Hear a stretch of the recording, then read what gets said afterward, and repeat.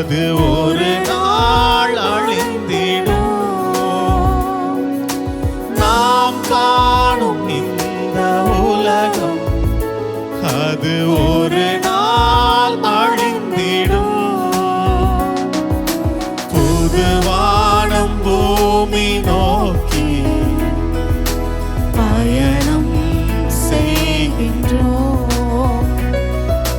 புது வானம் பூமி நோக்கி பயணம் செய்கிறோம். இருக்கிற இடத்துல அப்படியே அறிக்கையிட்டு சிலுவை சுமந்து இயேசுவின் பின்னே சிரித்த முகமாய் சென்றிடுவே.